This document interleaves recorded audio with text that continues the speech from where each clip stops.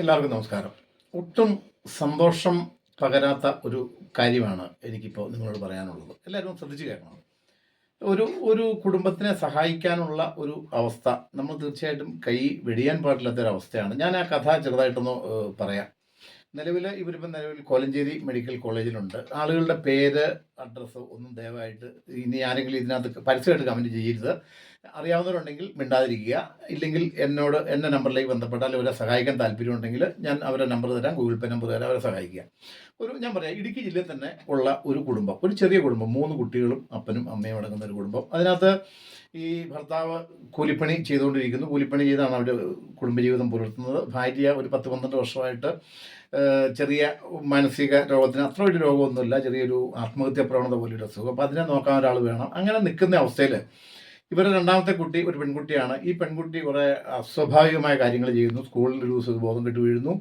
അതിനെ ആശുപത്രി കൊണ്ടുപോയി. അപ്പോൾ ഇത് ഇടയ്ക്കിടയ്ക്ക് ഇങ്ങനെ ബോധം കെട്ട് വീഴുമ്പോൾ അതിൻ്റെ മൂക്കിൽ നിന്നും ചെവിയിൽ നിന്നൊക്കെ ബ്ലഡ് വരുന്ന ഒരു അവസ്ഥ, മുടി വലിച്ചു പറിക്കുക, അതും വളരെ സൈക്കിക്കായിട്ട് പെരുമാറുന്ന ഒരു അവസ്ഥ. അത് അന്വേഷിച്ച് അതിൻ്റെ സിസ്റ്റേഴ്സ്, അതായത് സ്കൂളിലെ സിസ്റ്റേഴ്സ് അന്വേഷിച്ച് വന്നപ്പോൾ ഇതൊരു പോസ്കോ കേസിലേക്ക് അത് വഴി തെളിച്ചു. ഈ കുട്ടിയുടെ അമ്മയുടെ അനിയത്തിയുടെ ഭർത്താവാണ് പ്രതി. അയാൾ വിട്ടുപോയി. ഇപ്പോൾ അതിൻ്റെ കേസ് നടക്കുന്നു. കേസ് അന്വേഷണം FIR ഇട്ടു. അതിൻ്റെ അന്വേഷണം നടക്കുന്നു. ഈ കുട്ടി ഇപ്പം നിലവിൽ സീരിയസ് ആയിട്ടുള്ള നിലയിൽ കോലഞ്ചേരി മെഡിക്കൽ കോളേജിൽ ഈ കുട്ടിയും അമ്മയും നിൽക്കുകയാണ്. അപ്പോൾ ഈ അമ്മയെ ഒറ്റയ്ക്ക് നിൽക്കുന്നതുകൊണ്ട് അമ്മയെ ഒറ്റയ്ക്ക് നിർത്താൻ സാധിക്കാത്തതുകൊണ്ട് ബാക്കി 2 മക്കളും, അതായത് ഈ കുടുംബം മൊത്തം ഈ കോലഞ്ചേരി മെഡിക്കൽ മിഷൻ ആശുപത്രിയിൽ ചികിത്സയിലായിട്ട് നിൽക്കുകയാണ്.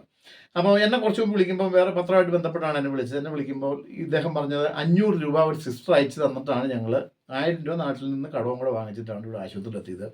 അവിടെയായിട്ട് 3000 രൂപ ചെന്നപ്പോൾ തന്നെ ബില്ലായിട്ടുണ്ട്. അത് പിന്നെ അവസാനം അടച്ചാൽ മതി, ആരെങ്കിലും തരുമെന്നുള്ള പ്രതീക്ഷയിലിരിക്കുന്നു. ചെലവിന് പോലും, അതായത് ഈ കുട്ടി ഒരു ഭക്ഷണം വാങ്ങിച്ചു കൊടുക്കാൻ പറഞ്ഞാൽ പോലും കൊടുക്കാൻ ഉള്ള അവസ്ഥയിലല്ല. കാരണം ഇയാൾ കൂലിപ്പണിക്കാരനായിരുന്നു, കുറേ കാലമായിട്ട് ഇങ്ങനെ ഈ രോഗാവസ്ഥയായിട്ട് നടക്കുന്നു.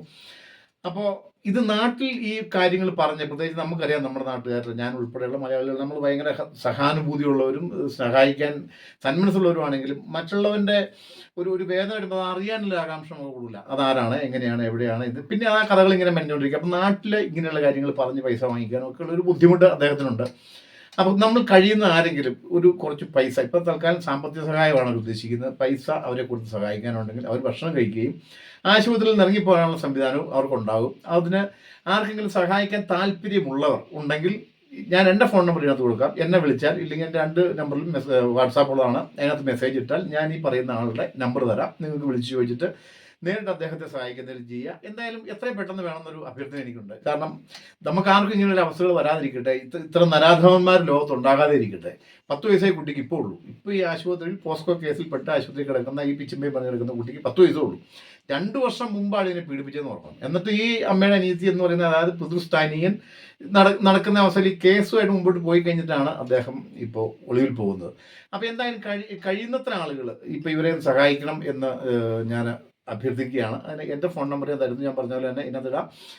താല്പര്യമുള്ളവർക്ക് ഇല്ലെങ്കിൽ കോളേജുകാരുമായിട്ട് ബന്ധപ്പെട്ട് അവിടെ അടുത്തുള്ളവർക്കാണ് നേരിട്ട് പോയി ഇദ്ദേഹത്തെ കാണുകയും സഹായിക്കുകയും ചെയ്യാം. എന്തായാലും എത്രയും പെട്ടെന്ന് ചെയ്യാൻ വേണ്ടി താല്പര്യപ്പെടുന്നു.